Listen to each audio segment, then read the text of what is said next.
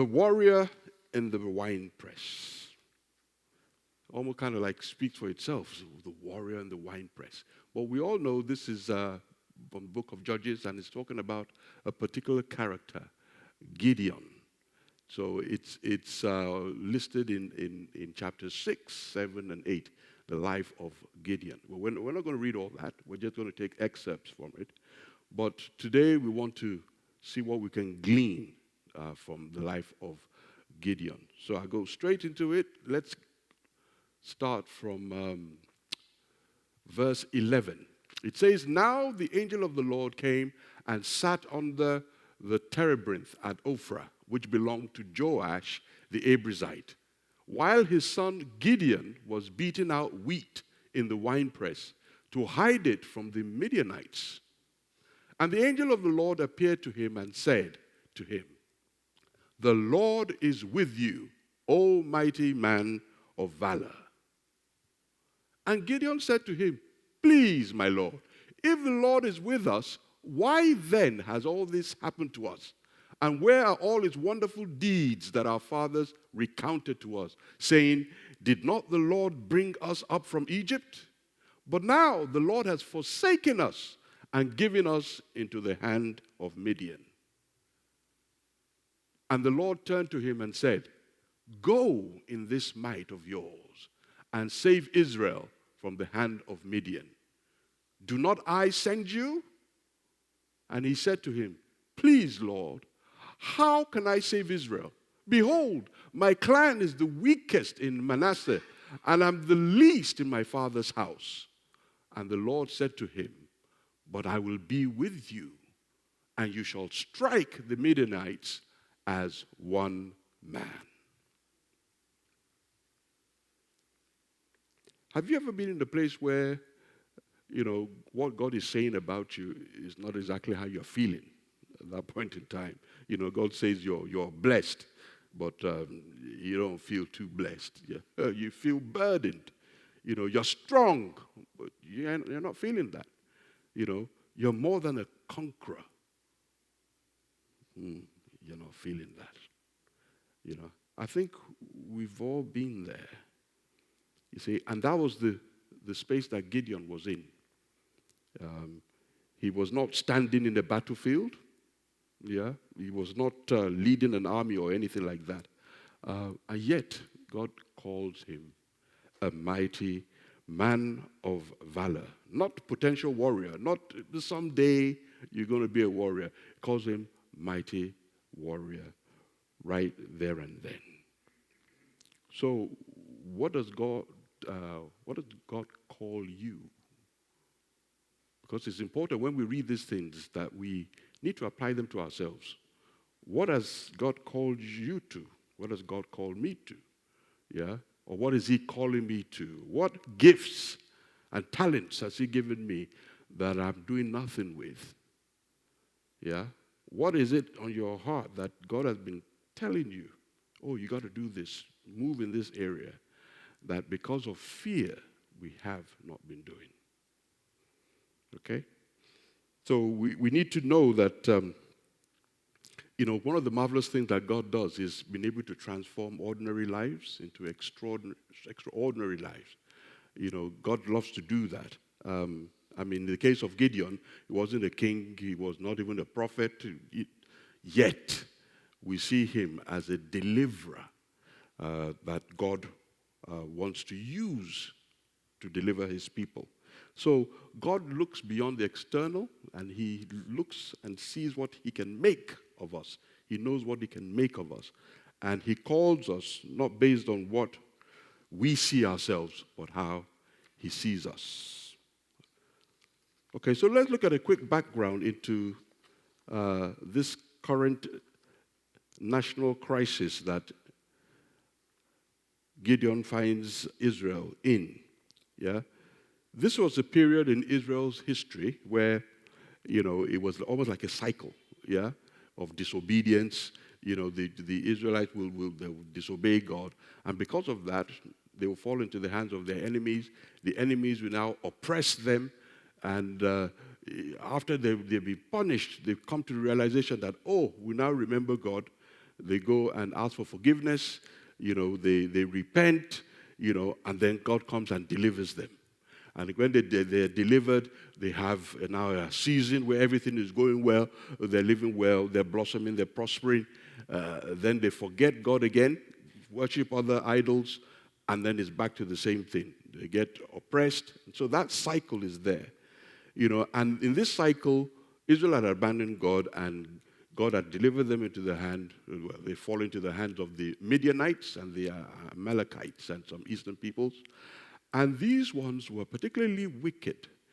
It was described that they moved like locusts, or like grasshoppers. They were so, plenty in number that they would come yearly to come and destroy crops, take all the cattle and everything, take everything that the Israelites had.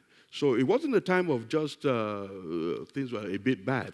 It was abject oppression, abject poverty, and fear. So many of the Israelites had even, out of fear, gone to live in the mountains, to carve out caves in the mountains. So that was the atmosphere that it was at that time.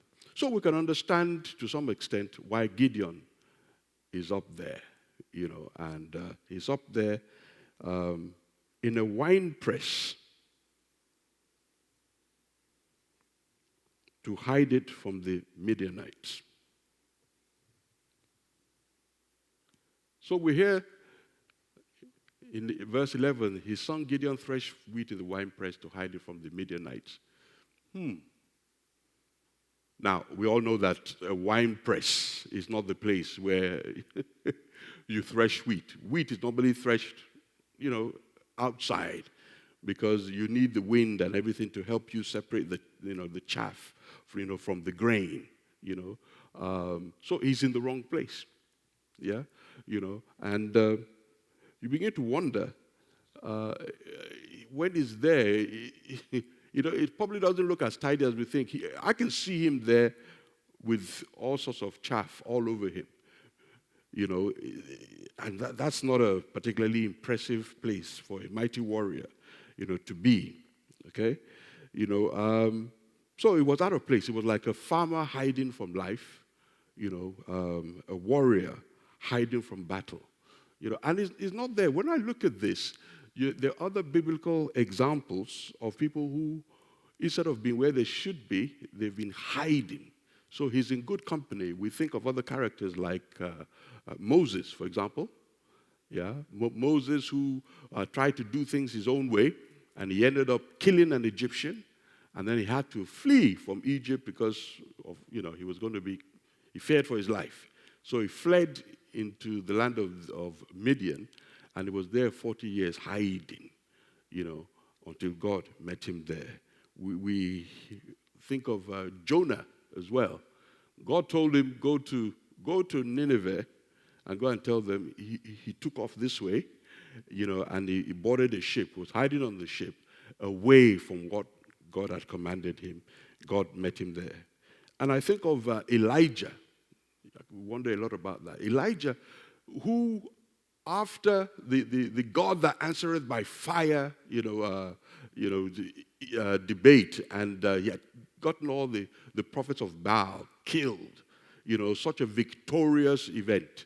The next day, because of the threats of Jezebel, he's afraid and he runs, and he ends up like hiding in a cave in Mount Horeb, out of fear. And yet, God met him there. So God meets us wherever we are. He meets us at whatever level we're on. We can be sure that God will meet us there. So what are we hiding from right now? Because we have our own wine presses. Yeah? We're hiding our gifts, our talents, and because of various fears. Is it fear of failure? Fear of the unknown? Is it that we're just in a comfortable place? Or fear of rejection? As I say this, I'm looking into a mirror because there are a few things I know I should be doing that I'm not doing. And I have to be honest with myself. It's a fear. And today, by God's grace, we're going to get rid of that fear. I pray the same for you as well. No more excuses. No more excuses. All right, so God also sees what we can't see. You know the different characters. I've mentioned a few, Moses and, but David is a very popular character. Everybody likes David. People like Daniel. People like, characters like Daniel. When you look at the things that they've done and how God has used them mightily. Joseph is one. I actually relate to Gideon. I found that out here. I see him differently. I can relate because this is what I thought, because when you hear the angel telling him, mighty man, the Lord is with thee, mighty man of valor, I can imagine him thinking, who is this angel talking to? Is there somebody else here? And then he actually, even before dealing with the mighty man of valor, he went right back and said, wait a minute. The Lord is with thee? And if you notice what he said, I'll go real quick back so we can have a look at it. He said, please, my Lord, if the Lord is with us, why then has all this happened to us? And where are all these wonderful deeds that our fathers recounted to us, saying, did not the Lord bring us up from Egypt? But now the Lord has forsaken us and given us into the hand of the Midianites. So you can see, I find him as a very direct, forthright character. He speaks what is on his mind. So angel or no angel, what was occupying his mind is, well, you say God is with us in this scenario? How can God be with us? So he expressed himself. I thought that was particularly important. But he had to understand that really, God called, when he says mighty man of valor, he calls even when we're not in that situation. And we have examples, biblical examples. Abraham, for example, was called the father of nations. Yeah? Called the father of nations when he had no children at all. When he was old, his wife was old as well, but God called him the father of nations. Peter, Jesus called him rock. Rock, and he was very hasty and he was outspoken, quite an unstable and impulsive fella. Yeah, he's the one that Christ asked, who do people say I am? And he was able to say, thou art the Christ, the Son of the living God. And he was commended that, flesh and blood didn't reveal that to you. It's straight, direct from my Father. Yet, in the same breath, the next day or the next moment, he's rebuking Jesus, saying, no, you're not going to suffer, you're not going to die. And Jesus had to rebuke him, get thee behind me, Satan. Just remembering how unstable he was. Yet, he's the one that Jesus called a rock. So even before he was, because he ended up being a major pillar of the church, even that, he was Peter. And David, as we all know, he was called a king when he was still tending sheep. Yeah? When he was so young. So God speaks to our destiny. He doesn't look at where we are, the situation. He speaks to our destiny. And that is important for us to understand. Okay? Our limitations do not disqualify us. You can see that the response of David was with excuses. Not David, with Gideon, I'm so sorry, was with excuses. Oh, my Lord, wherewith shall I save Israel? Behold, my family is poor in Manasseh, and I'm the least in my father's house. Yeah? I think we're comfortable with that. We're comfortable with those excuses, aren't we? We say them all the time. That's the excuse we give ourselves. It's way too young for this.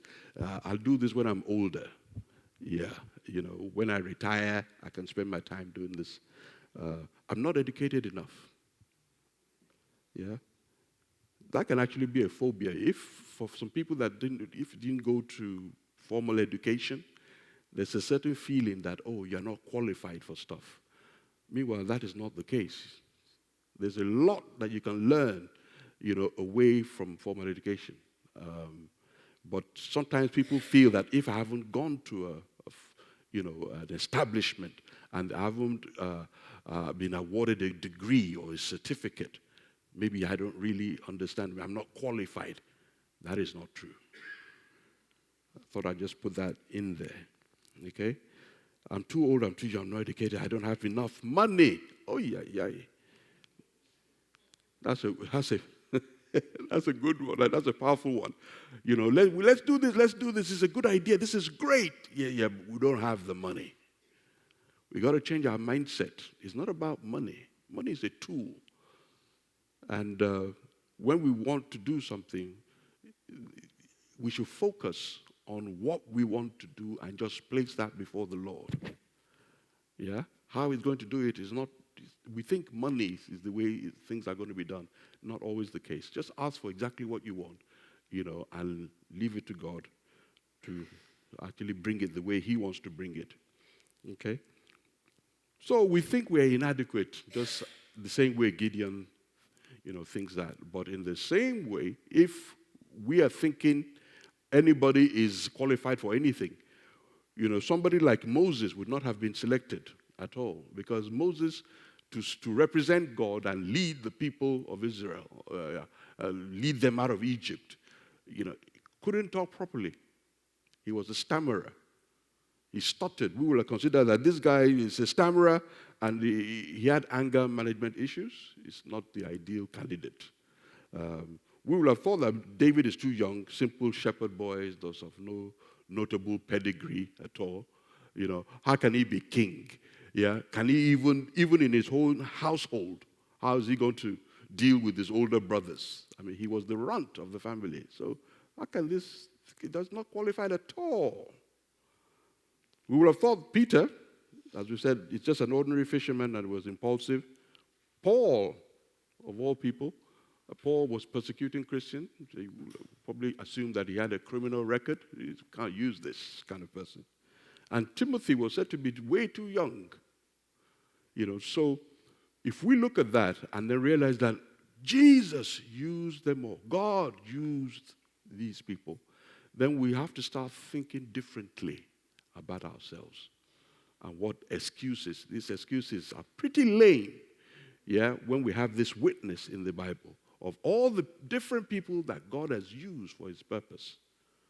So if he can use anything, he can use me, he can use anybody, we present ourselves, we can be used by God.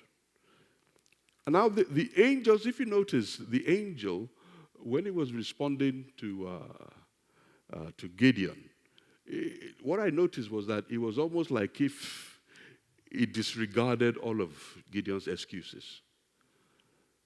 Totally. In fact, it's almost like you could even look at all the statements that the angel made and forget what Gideon was saying. Because Gideon first, mighty man of valor, says, no, see what's all happening here, and it just says, well, go in the might of that and do this and do that. And Gideon will be wondering, what might? This man is not listening to me. Then he gives his excuses. I can't do this. I'm the least in the house. And it still tells him that, in fact, he goes on to say that, look, you are going to have the victory, and it will be like if you single-handedly fought the war. So if I were Gideon, I'm wondering, what in the world is this man saying? He's not listening to me. And with that realization, I think he must have realized that, wow, this guy is probably an angel of the Lord, and if that is the case, he needs to make sure that he's doing the right thing, which is why he told the angel to wait while he goes to prepare some food and to bring an offering, because that's what they did in those days. Culturally, it's important to be hospitable, especially when you are visited by a stranger that may be an angel, That's the right thing to do. So he hurried along, and he asked for a sign. Yeah, because, well, we can understand he's fearful, he's not trusting. This is a stranger saying all sorts of strange and wonderful things, but yeah. So he needs to verify. So he goes quickly, prepares, get a young goat, prepares that, gets some I think some bread and some cakes of bread and some broth, and he brings it back, and the angel is still waiting there.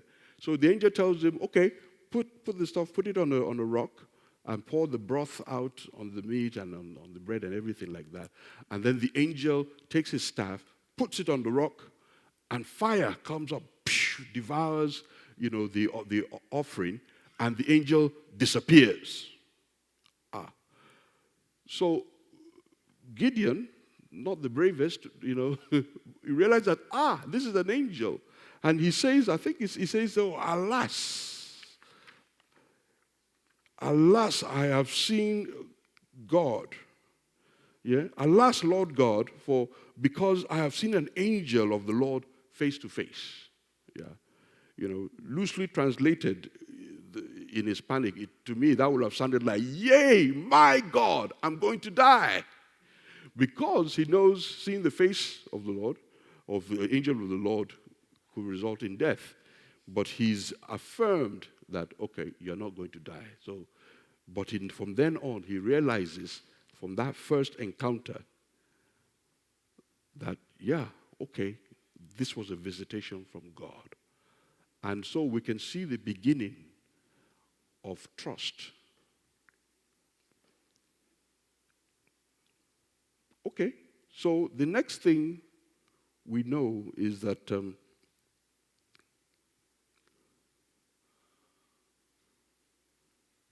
continue from verse 25, yeah?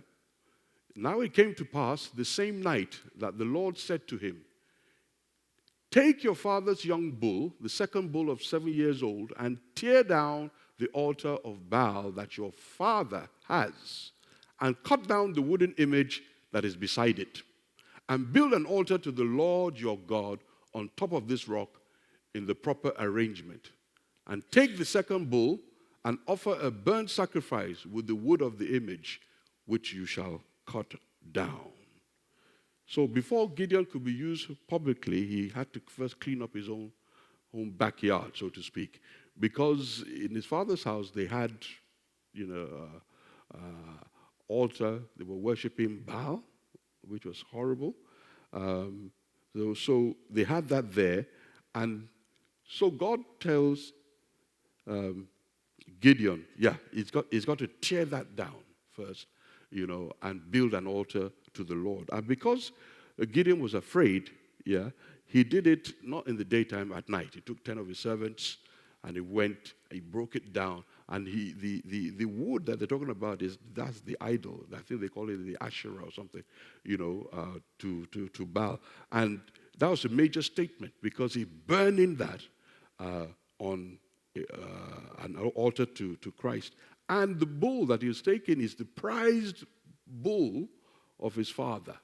So he was taking a real chance in there. So the next day there was an uproar, obviously, when people can say, wow, who did this?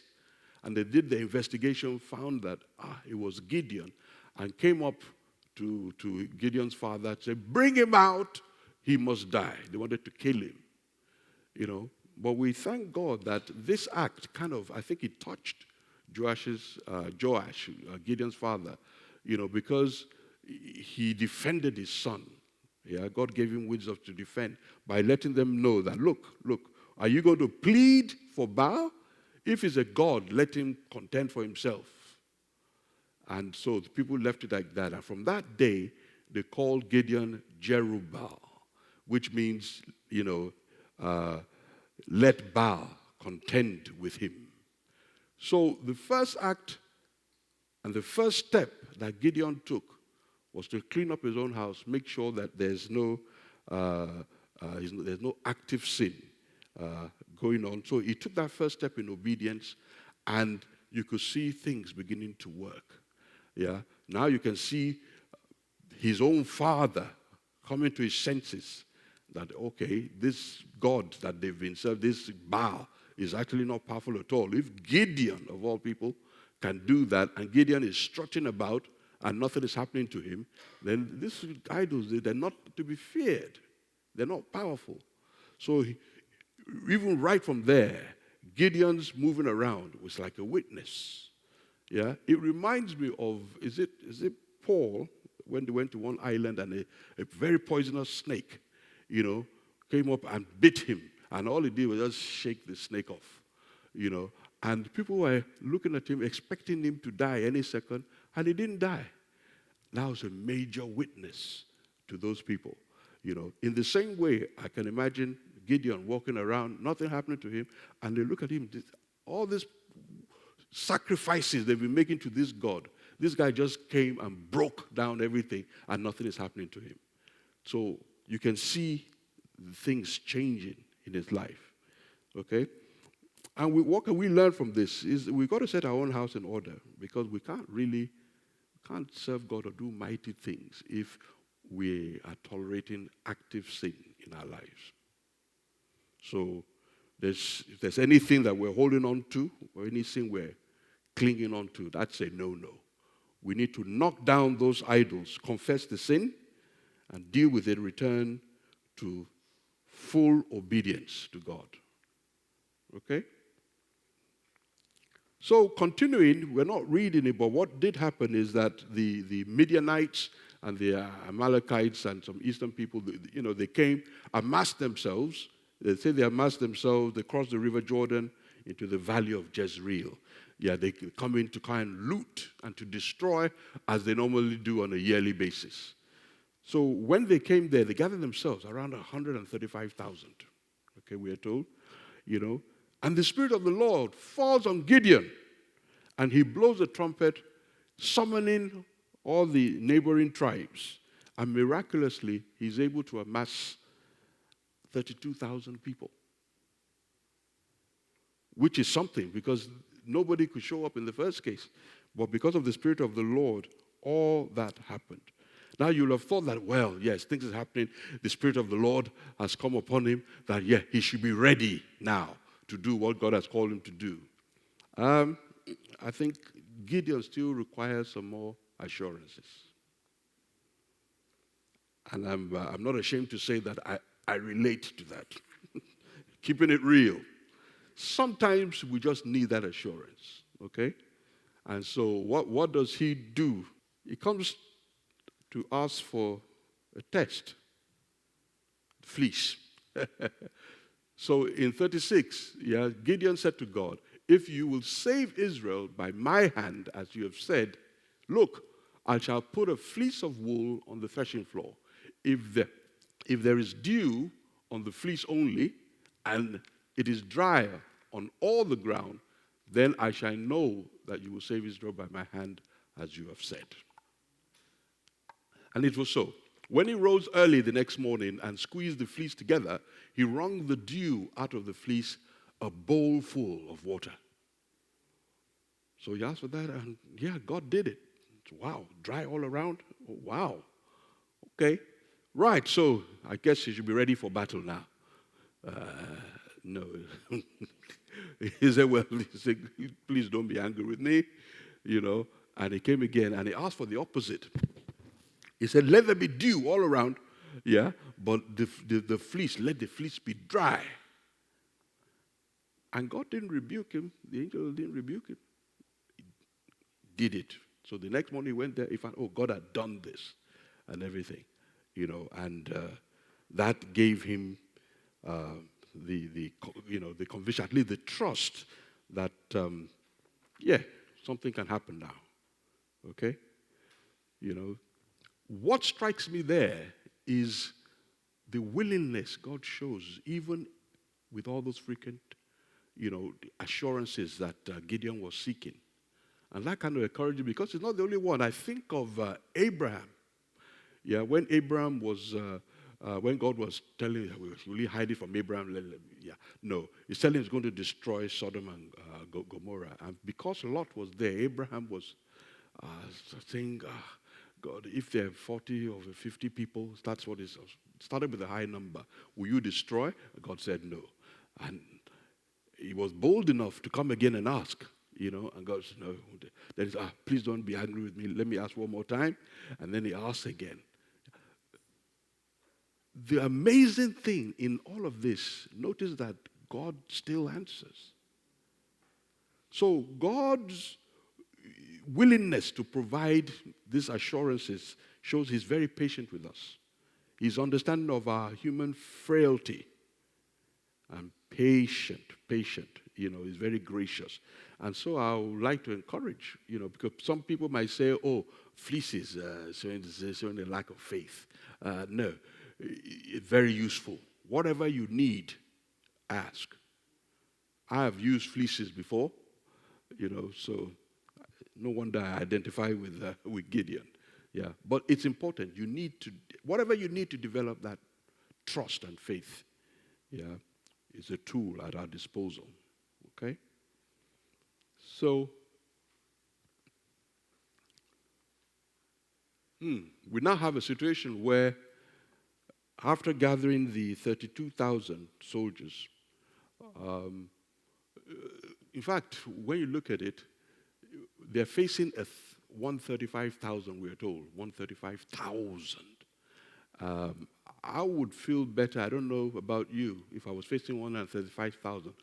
At least we should be 100,000 before we say, okay, we're going to war, that kind of thing. Otherwise, my friend, it doesn't make sense. Yeah, so they have 32,000, and I thought, 32,000, man, these people are brave.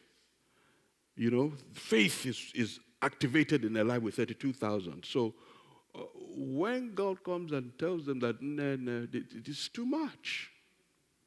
Yeah, and the Lord said to Gideon, the people who are with you are too many for me to give the Midianites into their hands. Why? Lest Israel claim glory for itself against me, saying, my own hand has saved me. Now that's a real indictment about human nature. How can 32,000 fight with the 135,000 and win, and then march about like we did it ourselves? It's crazy, but that seems to be human nature, And so, there you go. God reduced Gideon's army from 32,000. First, he told them, I find this quite intriguing. People have gathered for war. And then you asked, if anybody is scared and everything, they should go home. And 22,000.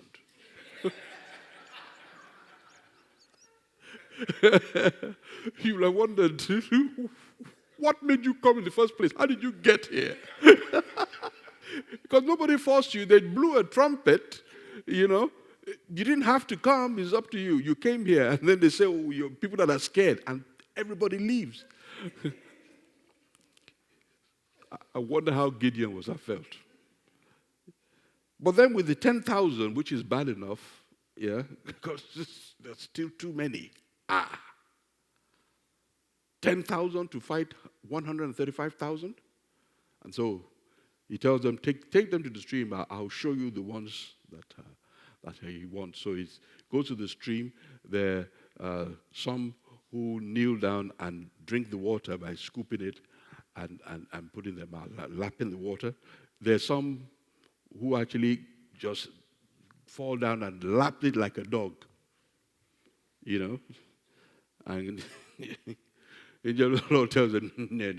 Just the ones that use their hand and everything, put those ones aside. Those are the ones I'm going to use. Yeah, all these ones lapping like that, you can send them. Thank you, but no, you can send them back. And the shock of it, only 300. So it's absolute madness as far as I'm concerned. Where do you think you would be if you were out of that 32,000? Would you be among the 22,000? Or even among the 10,000? I think 10,000 is pretty honorable because, you got there. 300, you need faith. 300. And if you find yourself there because you weren't that thirsty, you start checking around as to what's going on here. But the remnant of 300, yeah, that's what God was going to use. And the fact that it's 300, you begin to wonder, Lord. So we are that bad that it's going to take such a ridiculous number, yeah, for us to realize, if we win the battle, that it's not our own strength. So recognize that, because that is a pattern in our life. No matter the miracles God does in our lives, before you know it, we're marching around like if we did it ourselves. God gives human beings wealth here and there. We hear the stories. Nebuchadnezzar, even though he was warned in a dream, God is the one that provided all this, don't be boasting and everything. He still came out on his balcony one day to see all that I have done. And God dealt with him. That's human nature, so we've got to be very careful. Okay? So that kind of struck me there. So God sometimes reduces our resources so that his power can be fully revealed. Okay? And that's in order that Israel may not boast and say that they've done it from ourselves. So sometimes he removes our safety nets, he removes our finances, he removes our connections, our comfort, not to harm us, but so that we may know that victory is his. Okay? All right. So, moving on.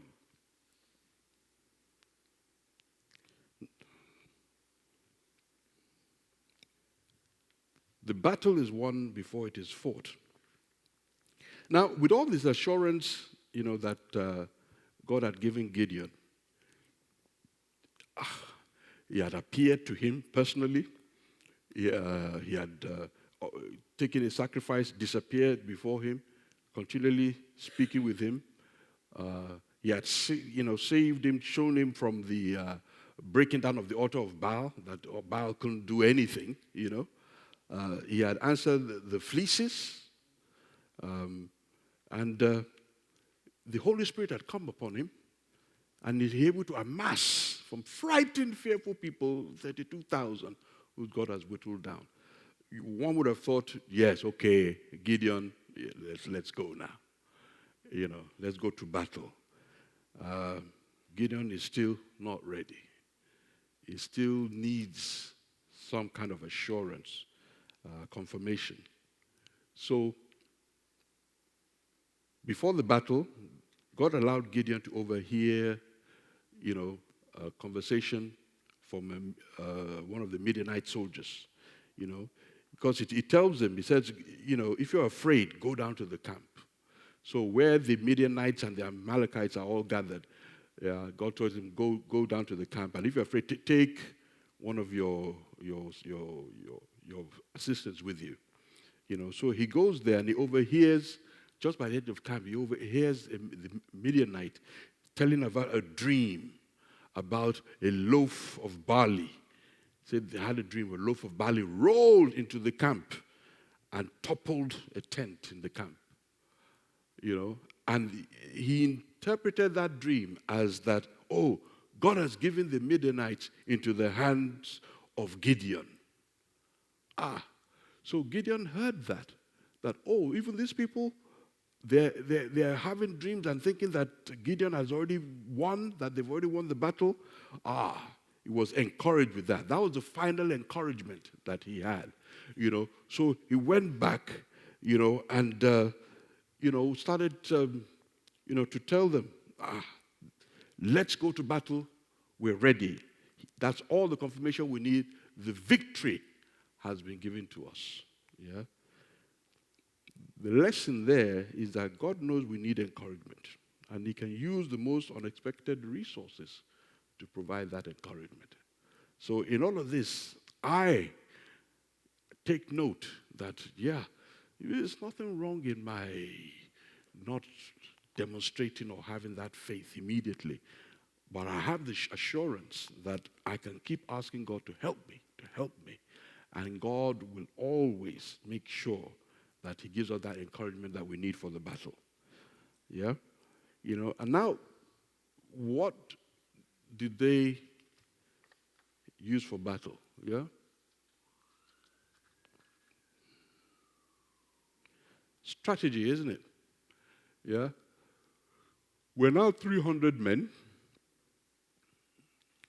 Okay? In fact, let's actually read it. Then he divided the 300 men into 3 companies, and he put a machine gun, a grenade. No, I don't read that. He put what? He put a trumpet into every man's hand with empty pitchers and torches inside the pitchers.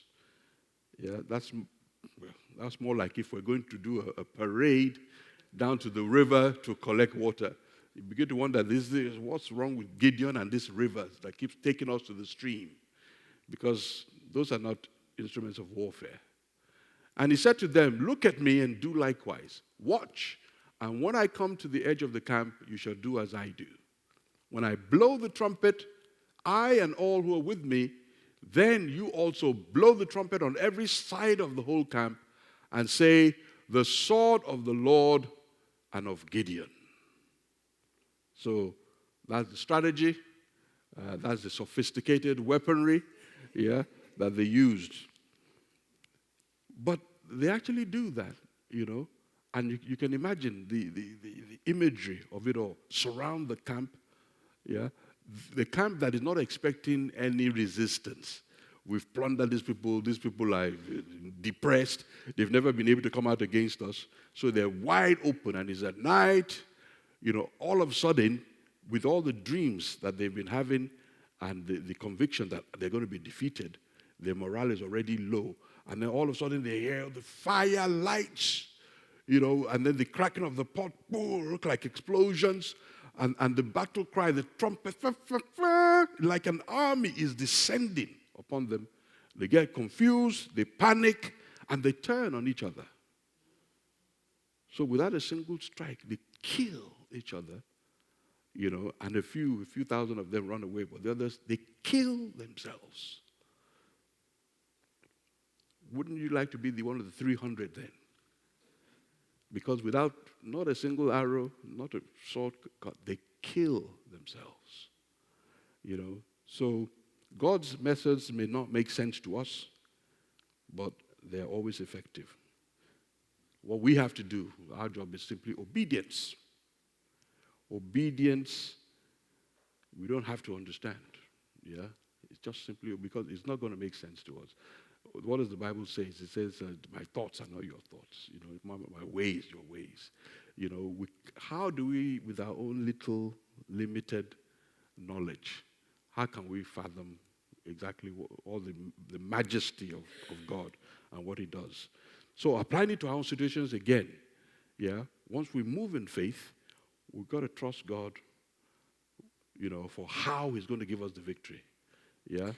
There seems to be a problem. I'm guilty of that. You ask God for something, and in your mind, you are seeing that, he's going to do it this way. So you keep your attention only on the way he's going to do it. And God is tapping you on the back, this way. You're looking right here. Because this is the way I expect God to do it. I can't imagine that he's going to do it. What? And I pray I can do a lot better than that, So, and God has shown us in his word all the different examples. David facing Goliath. Faced Goliath with a what? A slingshot and some stones. Ridiculous. Jesus fed 5,000 with 5 loaves and 2 fish. Joshua walked around walls, the wall of Jericho, walked around walls, and part of the battle there was noise, a lack of noise, because the first 6 days they walked around once and they weren't able to say anything. They would say, "Don't say anything, just walk around once each day." It's a good thing it was men in the army. Because I think it might be difficult if a lot of women were in the army. I'm so sorry, I couldn't resist that. But to keep quiet, we overlook it. It's difficult. You're going to march around for an hour and everything and don't say a word? If we say we should do that as a church, they just march around, but nobody say a word. That would be a problem. But they were able to do that, and you find that on the seventh day, after not speaking a word, and they had to do it 7 times. When it now comes to shout, yes, you can imagine that to come with a lot of passion and motivation. So that's just things that just pop to mind. Even the example of Naaman that had, the official that had the leprosy, and everything. What was the solution? Go and wash 7 times. He must have felt, in fact, not he must have. The Bible tells us he was very annoyed, because he expected in his own mind that, the prophet will come out, and say something, maybe put his hand, pronounce something, even hear from him. Meanwhile, instead of the prophet coming out, he sends his servant, to just go and tell him, you have leprosy, you go and wash, my friend. Wash 7 times in the Jordan. This is not because he doesn't have good hygiene, So it's a real insult. He took it very badly, And thank God it was his servants that told him that, hey, that master, if you had been told to do a mighty or great or costly thing, you would have done it gladly. I mean, when he now tells you just a simple thing, why don't you do it? And he was healed. So God uses unlikely strategies, and he likes using the unexpected so that the glory is unmistakably his. Okay? So God gave Gideon the victory, all right?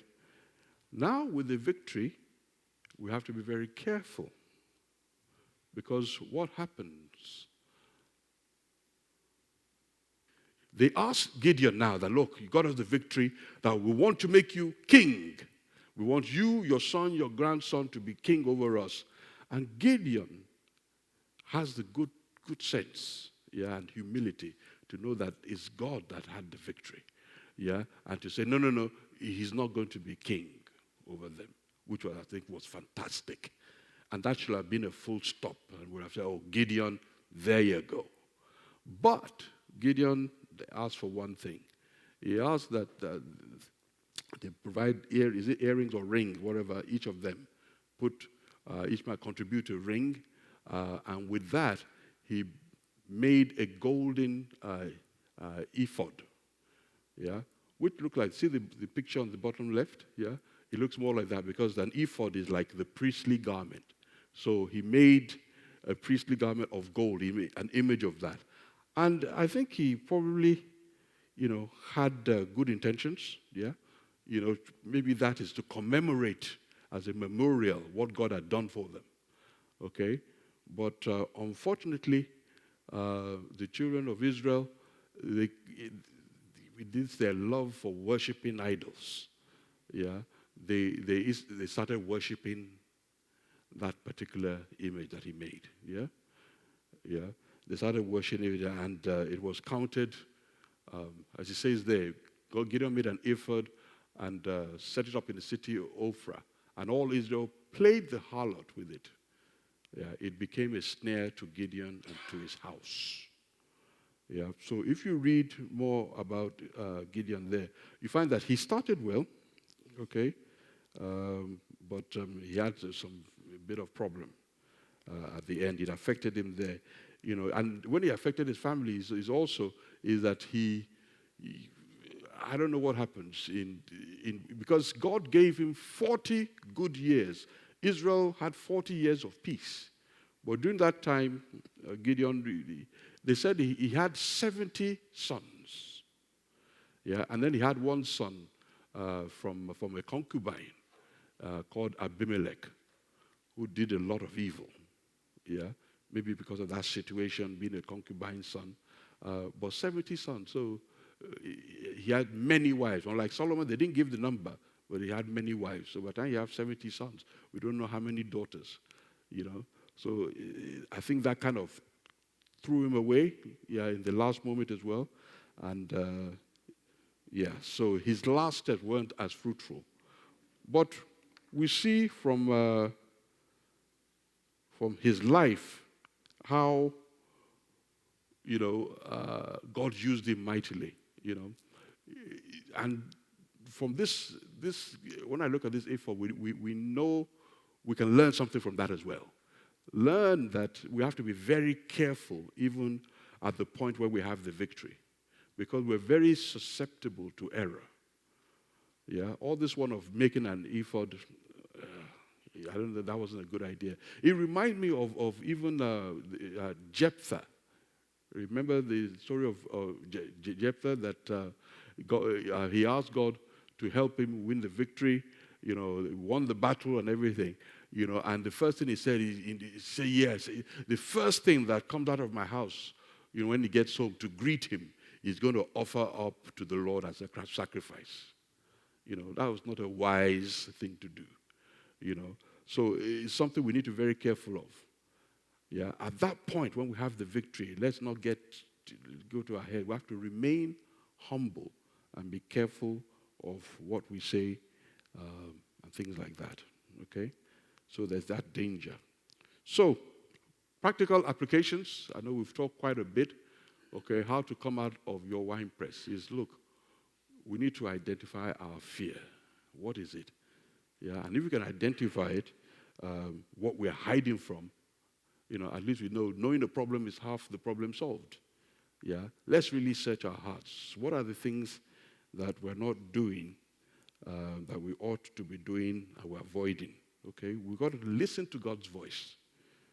Okay, and believe what it says about it. If it says you're more than a conqueror through Christ Jesus that loved you, let's believe it. Yeah, because God knows.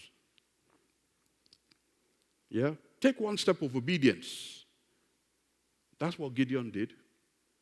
It's a step at a time. So rather than us thinking too far ahead, just trust God. What you know to do, do it, no matter how small.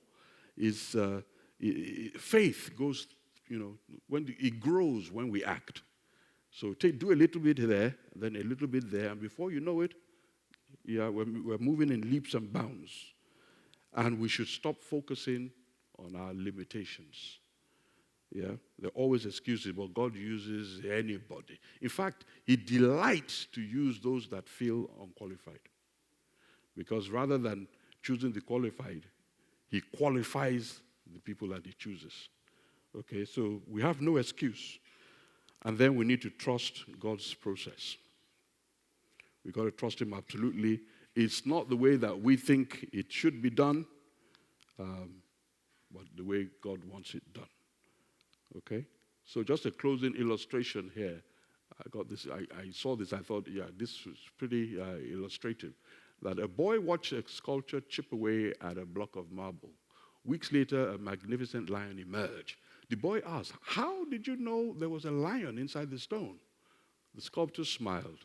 "I could see it all along. I just removed everything that wasn't lion." Okay? So God sees the warrior inside of us.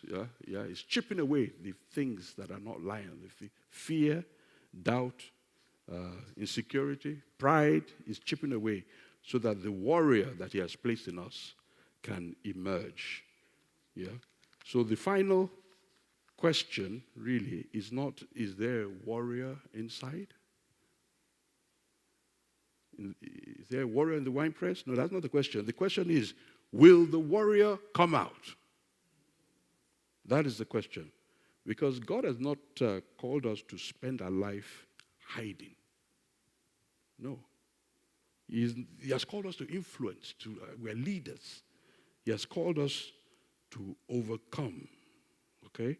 So if we've been hiding in a wine press or hiding from God's call, or hiding from responsibility, things He has told us to do, if we've been hiding from our purpose, let's step out today. Okay? For the same God who called Gideon is calling us. and his message remains the same. The Lord is with thee, thy mighty man, thy mighty woman, thy mighty leader of valor. Thank you for your time, and I hope this has ministered to you, and that we will together apply, and it will make changes to our lives. Have a blessed day. Enjoy your weekend. God bless. Thank you.